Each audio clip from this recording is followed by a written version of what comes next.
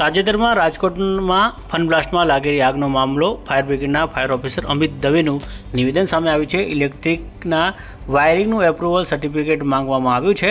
ચાઇનાની બનાવટની લાઇટનો ઉપયોગ કરવામાં આવી હોવાનું જાણવા મળ્યું છે. સર્ટિફિકેટ રજૂ કર્યા બાદ ફન બ્લાસ્ટ ચાલુ કરવાની મંજૂરી આપવામાં આવશે. રાજકોટ શહેરમાં કુલ 7 ગેમ ઝોનમાંથી 3 ગેમ ઝોન હંગામી ધોરણે બંધ છે.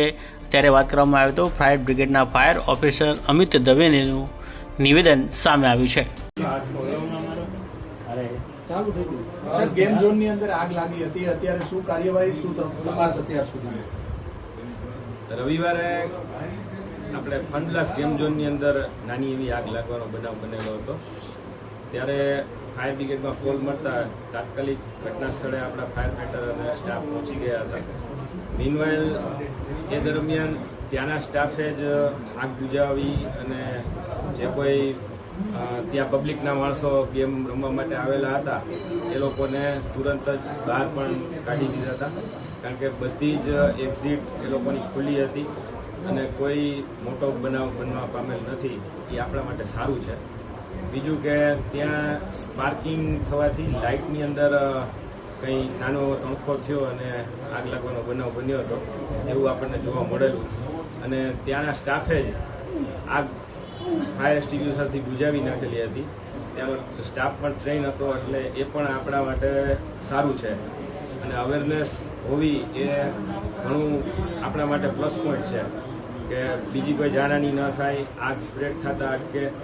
તો મારી સૌને એ પણ પેલી છે કે ભાઈ ફાયરના સાધનો ઓપરેટ કરતા આવડતા હોય તો એ આપણને બેનિફિટ રહે. બીજું કે અન્ય જગ્યાએ કઈ તપાસના આદેશ આપ્યા છે તમે? રાજકોટમાં ટોટલ 7 ગેમ ઝોન છે. એ 7 ગેમ ઝોનમાં 3 ગેમ ઝોન હાલ પૂરતા ટેમ્પરરી બંધ છે. એમાંથી આ ત્રીજું જે આ ફન બ્લાસ્ટ છે એ રવિવારે બંધ થયું.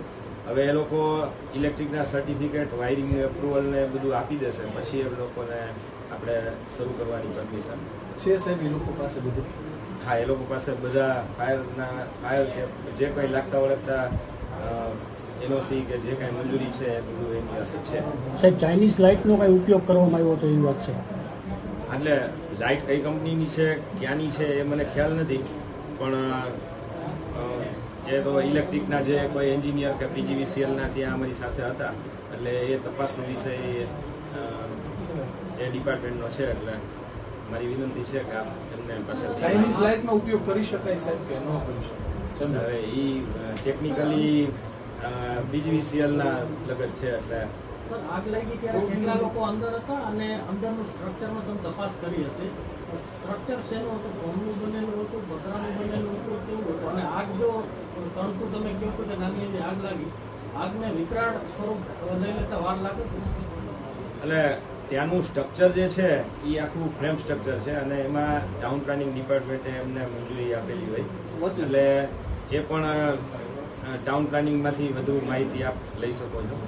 બીજું કે જે ફ્લેમેબલ મટીરિયલ કે અત્યારનું જે ટેમ્પરેચર છે, અત્યારે 40 થી 45 ડિગ્રીની વચ્ચે તાપમાન વધારે હોવાના કારણે કદાચ કંઈ બન્યું હોય તો એ મોટાભાગે ઇલેક્ટ્રિક શોર્ટ સર્કિટ કે ઓવર હીટિંગ કે એવું થતું હોય છે. એટલે એના લીધે આગ લાગેલી હોય એવું પ્રાથમિક તારણ હોઈ શકે. બધા ગેમ ઝોનમાં તપાસ કરી, બીજે ક્યાંય કોઈ ગેરરીતિ સામે આવી છે? ના, બધા ગેમ ઝોનમાં જે તપાસ કરી છે એમાં ક્યાંય એવું સામે નથી.